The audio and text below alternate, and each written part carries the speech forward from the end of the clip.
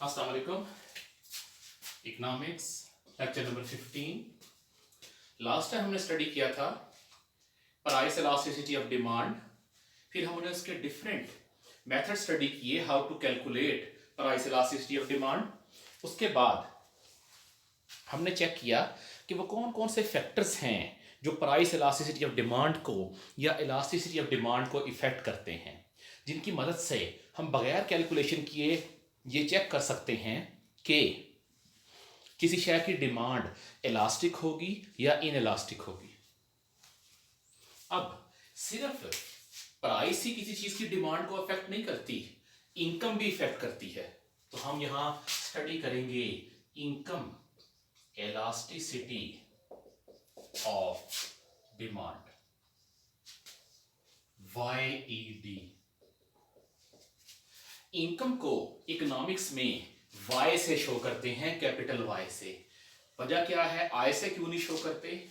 Capital I economics में use होता है इन्वेस्टमेंट के लिए, स्मॉल I इकोनॉमिक्स में यूज होता है इंटरेस्ट रेट के लिए।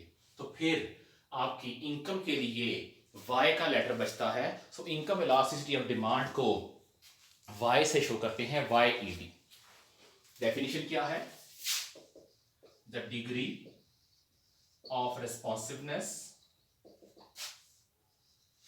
or change of demand of a product to a change in consumer income। किस कंज्यूमर की इनकम के चेंज होने से डिमांड किस हद तक तब्दील होती है, डिमांड में किस हद तक तब्दीली आती है, that is called income elasticity of demand. क्या इनकम के बढ़ने से किसी शय की डिमांड बढ़ जाएगी, या डिमांड वहीं पे रहेगी, या डिमांड में कमी आ जाएगी, उसे हम डिटरमिन करेंगे और वो शो करेगी income elasticity of demand.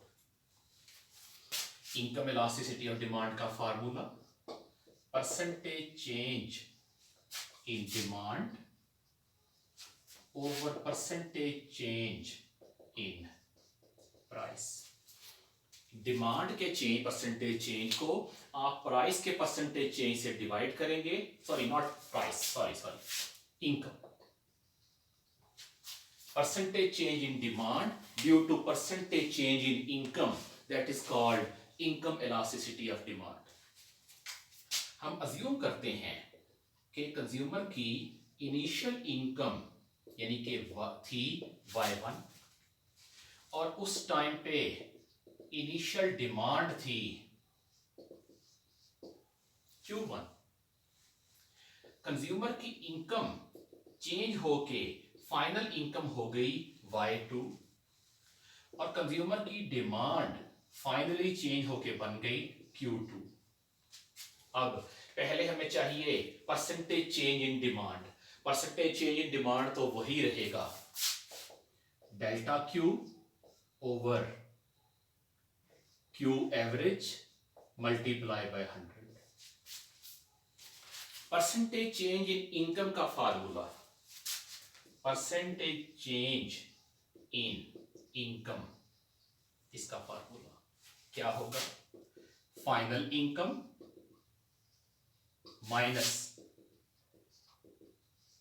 Initial income over average income multiply by 100। तो हो जाएगा Y2 minus Y1 over Y2 plus Y1 over 2 into 100, या delta Y over Y average into 100। यहां पुट करते हैं value, delta Y over Y average into 100। 100 से cancel हो जाएगा, आपके पास फार्मूला आएगा जब आप इसे रीअरेंज करेंगे, delta Q over delta Y into average income over average demand. ये आपका फाइनल फार्मूला बन गया इनकम इलास्टिसिटी ऑफ डिमांड का। बेसिकली जहां जहां प्राइस का वर्ड या प्राइस का लेटर यूज होता था, वहां वहां हम इनकम का वर्ड या इनकम का लेटर यूज करेंगे तो वो हमारे पास आ जाएगा percentage change in income. Delta P को रिप्लेस कर देंगे डेल्टा वाई के साथ और एवरेज प्राइस को रिप्लेस कर देंगे एवरेज इनकम के साथ, तो हमारे पास इनकम इलास्टिसिटी ऑफ डिमांड का फार्मूला आ जाएगा। अब इसके सिर्फ दो ही केसेस हैं हमारे पास।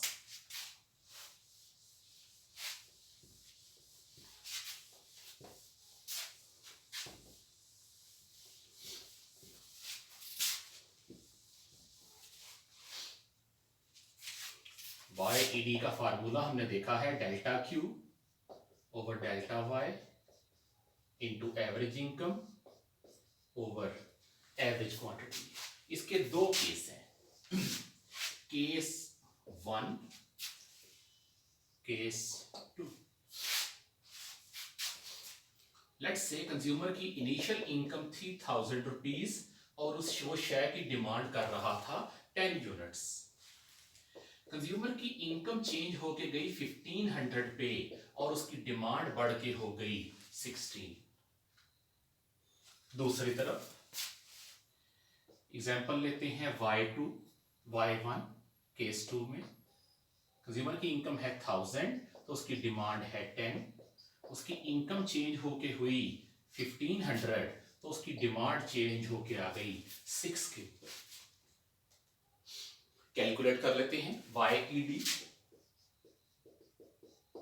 डेल्टा Q है 6, डेल्टा Y है 500, एवरेज इनकम है 1250, एवरेज क्वांटिटी है आपके पास 13।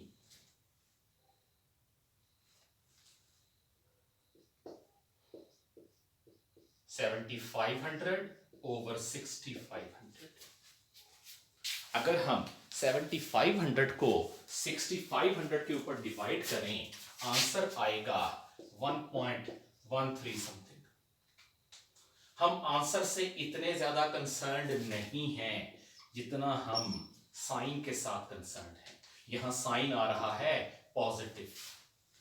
यहां कैलकुलेट कर लेते हैं YED।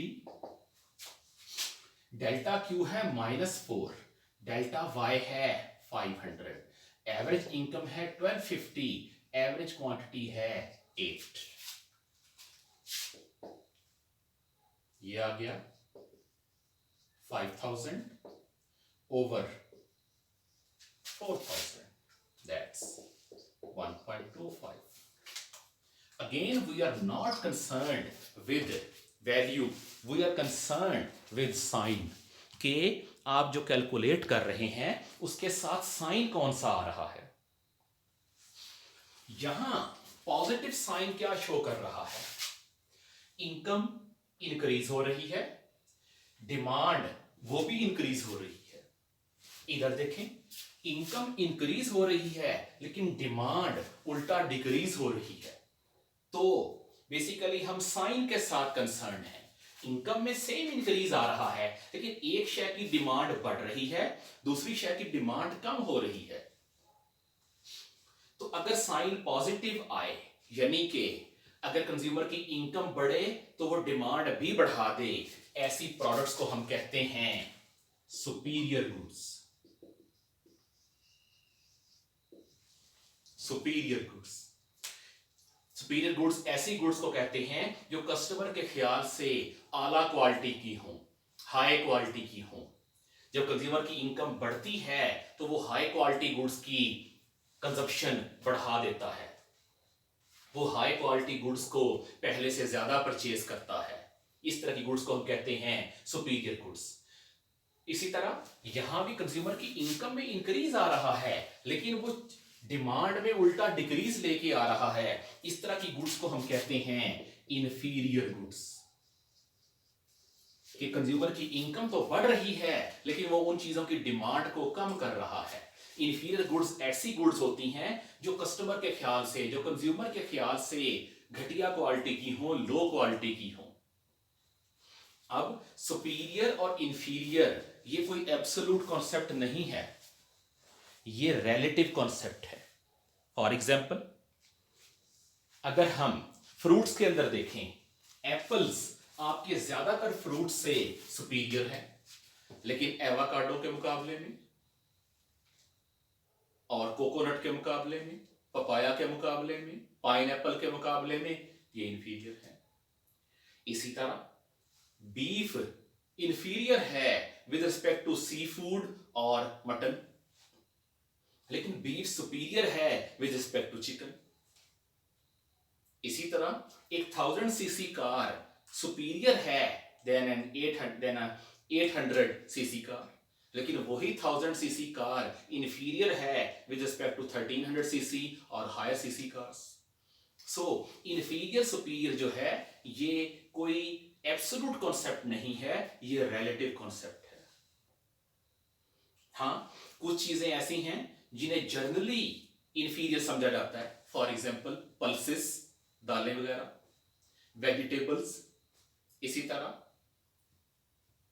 आपके नॉन ब्रांडेड गुड्स, इन्हें आमतौर पे इंफीरियर समझा जाता है। इसी तरह meet, sea food, fruits, dairy items. इसी तरह आपकी जितनी भी ऑर्गेनिक फूड है, इनके वो फूड जिसकी प्रोडक्शन में आर्टिफिशियल फर्टिलाइजर्स और पेस्टिसाइड्स वगैरह इस्तेमाल नहीं हुए, उस फूड को आमतौर पे सुपीरियर माना जाता है। ब्रांडेड आइटम्स को, इंपोर्टेड आइटम्स को आमतौर पे सुपीरियर माना जाता है, लेकिन फिर भी ये रिलेटिव कॉन्सेप्ट है, ये एब्सोल्यूट कॉन्सेप्ट नहीं है।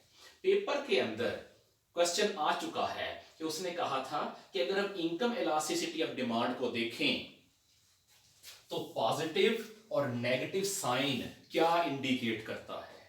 तो अगर साइन पॉजिटिव आ रहा है, इसका मतलब है डिमांड और इनकम की डायरेक्शन सेम है, दोनों में इंक्रीज भी इकट्ठे आ रहा है, डिक्रीज भी इकट्ठे आ रहा है। इस तरह की प्रोडक्ट हम कहते हैं सुपीरियर गुड्स। और अगर साइन नेगेटिव आए, इसका मतलब है एक का इंक्रीज दूसरे में डिक्रीज लेके आएगा। अगर कंज्यूमर की इनकम इंक्रीज करती है तो वो डिमांड कम कर देगा, और अगर कंज्यूमर की इनकम डिक्रीज करती है तो अपनी डिमांड इंक्रीज कर देगा। इस तरह की गुड्स को कहते हैं इंफीरियर गुड्स। तो ये एक और टाइप है इलास्टिसिटी ऑफ डिमांड की, कि इनकम के चेंज होने से डिमांड के ऊपर क्या फर्क पड़ता है। इनकम अगर इंक्रीज होती है तो आपकी सुपीरियर गुड्स की डिमांड भी इंक्रीज करेगी, और अगर इनकम इंक्रीज करती है तो इंफीरियर गुड्स की डिमांड डिक्रीज करेगी। इसके बाद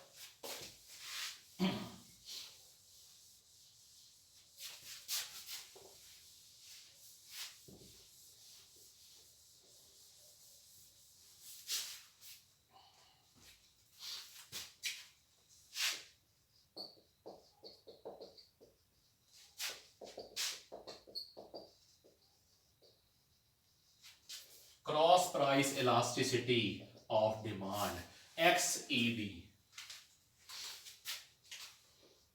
the degree of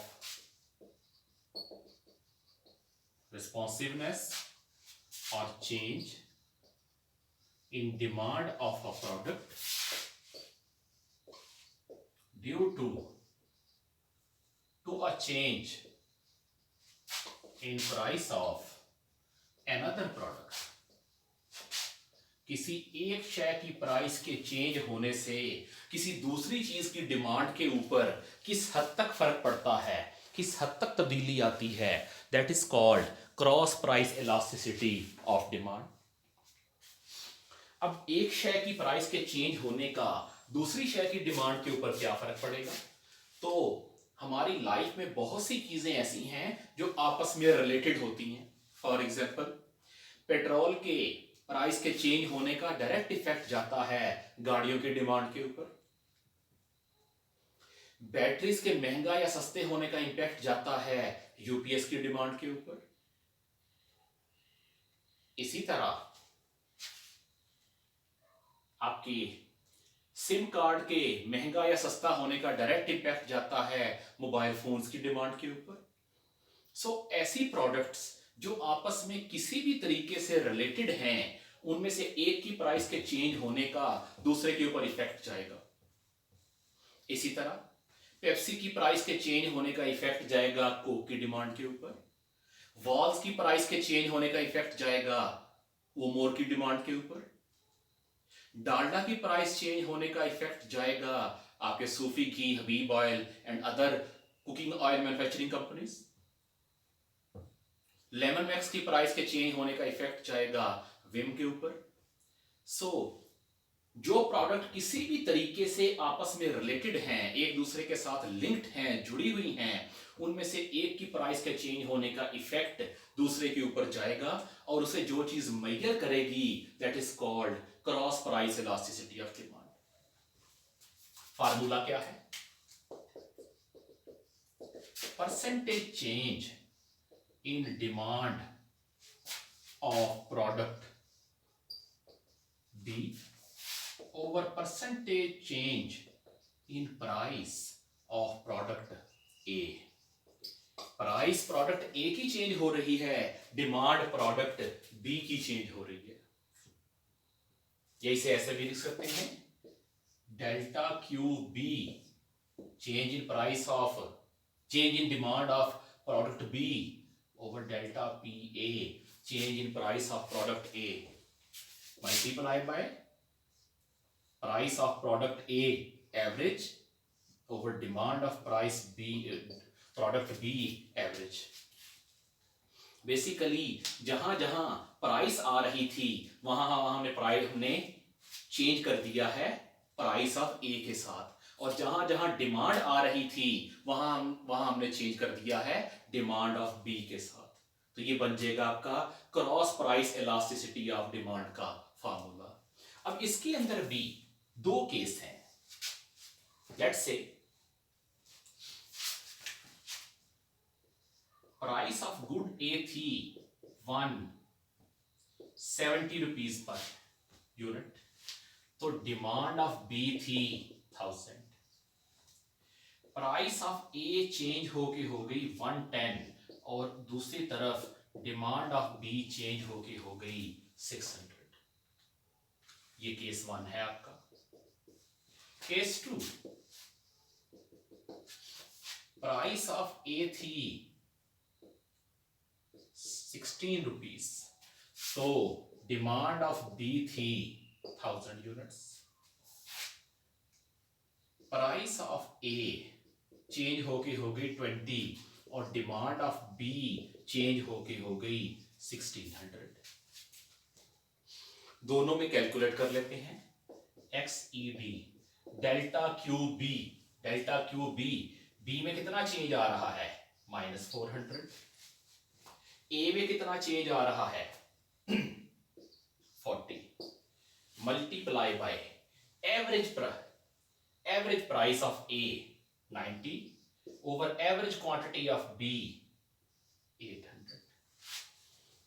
क्या आंसर आएगा? -36,000 ओवर 32,000,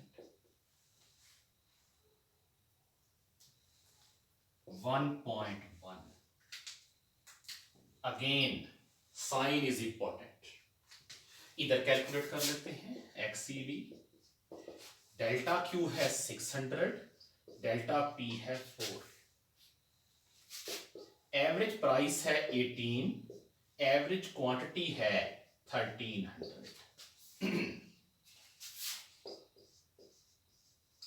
ओवर 5200।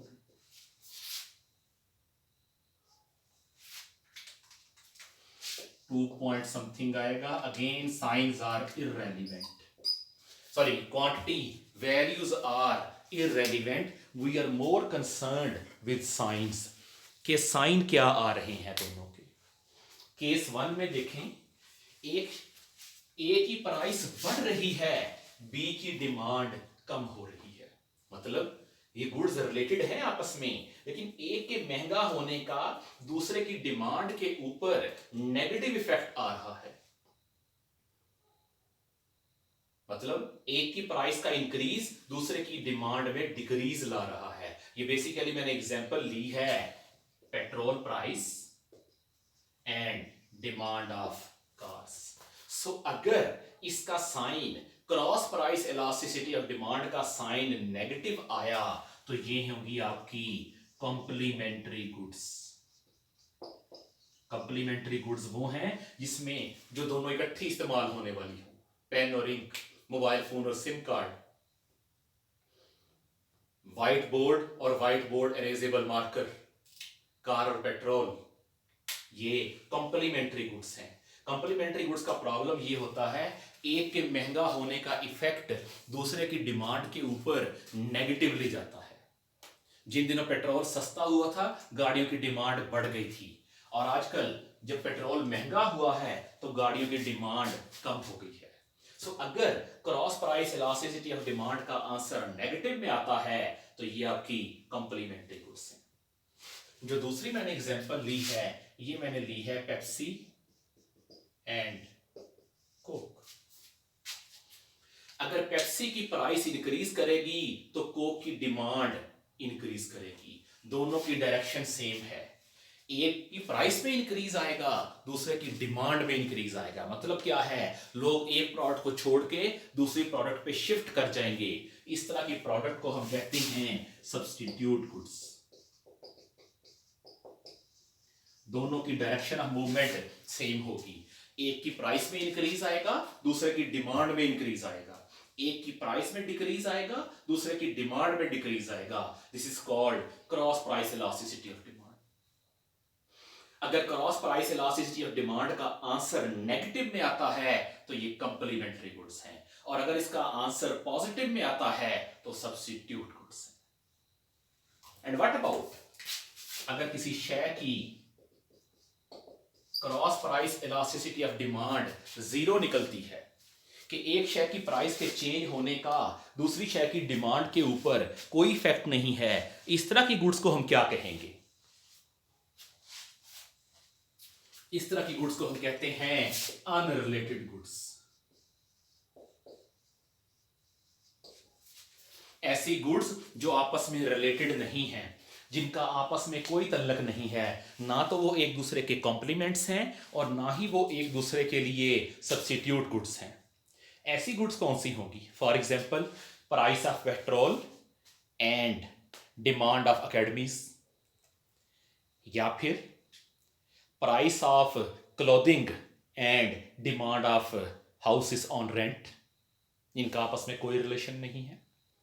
या फिर price of McDonald burgers and demand of ceramics, unrelated goods हैं। या फिर price of cement and demand of Coke, कोई रिलेशन नहीं है आपस में, क्योंकि ये वो गुड्स हैं जो आपस में अनरिलेटेड हैं। सो अगर cross price elasticity of demand का आंसर पॉजिटिव में आता है तो इसका मतलब है ये सब्स्टिट्यूट गुड्स हैं, और अगर इनका आंसर नेगेटिव में आता है इसका मतलब है ये कॉम्प्लीमेंट्री गुड्स हैं। अब एग्जाम के अंदर ये क्वेश्चन टेस्ट हो चुका है, एग्जाम में ये क्वेश्चन टेस्ट हुआ था, उसने बेसिकली फिगर्स दे दी थी और कंपनीज के नाम दे दी थी अल्फा बीटा डेल्टा करके, और उसने कहा था बताएं ये कंपनीज आपस में कैसी हैं, इन कंपनीज का आपस में रिलेशन क्या है।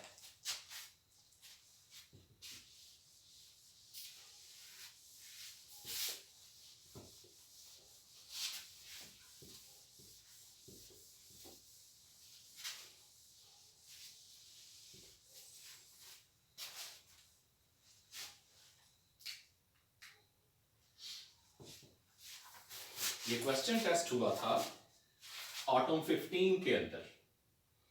इसने कहा था डिमांड, अल्फा कंपनी की डिमांड और बीटा कंपनी की प्राइसेस। अल्फा की डिमांड 300 से कम होके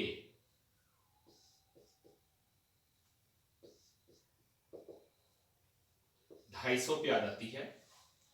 When price of beta increases from 50 to 55, ये पहला केस था। दूसरा केस इसने कहा था कि गैमा कंपनी है और डेल्टा कंपनी है। कहते हैं गैमा की डिमांड 400 से बढ़ के 450 पे चली गई जब डेल्टा की प्राइस 100 से बढ़ के 125 पे चली गई। ये क्वेश्चन था और इस क्वेश्चन के 8 मार्क्स थे। 4 मार्क्स थे cross price elasticity of demand को कैलकुलेट करने के और 4 मार्क्स थे इसे इंटरप्रेट करने के। तो पहले हम इसे कैलकुलेट कर लेते हैं। अपने फार्मूले को इस्तेमाल करके cross price elasticity of demand calculate कर लेते हैं कि क्या होगी। Cross price elasticity of demand, delta Q है -50, डेल्टा पी है 5, एवरेज प्राइस है 52.5, एवरेज क्वांटिटी है 275। whatever is the answer, the sign is negative sign। इसी तरह यहां cross price elasticity of demand calculate करते हैं।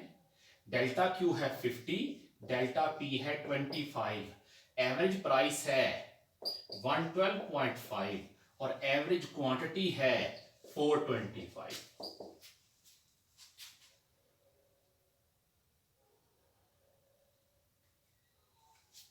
Nearly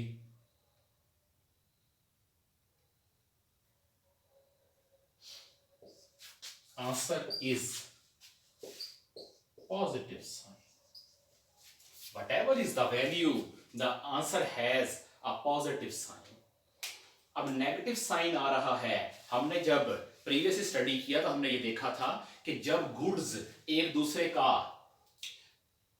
के साथ कॉम्प्लीमेंट होंगी, एक की प्राइस बढ़ेगी, दूसरे की डिमांड कम हो जाएगी। फॉर एग्जांपल, अगर पेट्रोल की प्राइस बढ़ती है तो गाड़ियों की डिमांड कम हो जाएगी। यहां बीटा की प्राइस बढ़ रही है, अल्फा की डिमांड कम हो रही है। It mean alpha and beta are complementary goods. ये कॉम्प्लीमेंट्री गुड्स हैं, ऐसी गुड्स जो इकट्ठी इस्तेमाल होने वाली है। और जब हमने इसको स्टडी किया कुछ देर पहले तो हमने देखा था कि ऐसी गुड्स जिसमें एक की प्राइस बढ़े तो दूसरे की डिमांड बढ़ जाएगी, यानी कि वो दोनों गुड्स एक दूसरे की जगह पे इस्तेमाल होने वाली हैं, ऐसी गुड्स को हम कहते हैं। पॉजिटिव साइन आ रहा है substitute goods. Gamma and delta are substitutes. ये 8 मार्क्स थे। ये ऐसे क्वेश्चन होते हैं एग्जाम के अंदर जो बेसिकली आपका टाइम सेव करते हैं, जो एग्जाम के अंदर आपको टाइम की बचत करके देंगे, जिनकी मदद से आप अपना टाइम बचा सकते हैं, दूसरे क्वेश्चंस के ऊपर ज्यादा टाइम खर्च कर सकते हैं।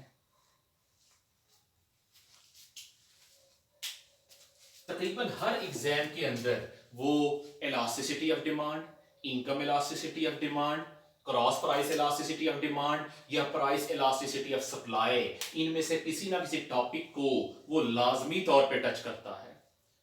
सो ये चैप्टर इंतहाई इंपॉर्टेंट है। इसके बाद हमारा इस चैप्टर का मेजर पोर्शन कंप्लीट हो चुका है। इसके बाद हमारा यहां तक इलास्टिसिटी ऑफ डिमांड का टॉपिक ओवर है, जहां हमने इलास्टिसिटी ऑफ डिमांड के 3 फैक्टर देखे हैं mainly: price elasticity of demand, income elasticity of demand and cross price elasticity of demand. Next इंशाल्लाह लेक्चर में हम लोग स्टडी करेंगे price elasticity of supply. Price के चेंज होने से सिर्फ डिमांड पे फर्क नहीं पड़ता, प्राइस के चेंज होने का सप्लाई पे भी इफेक्ट आता है।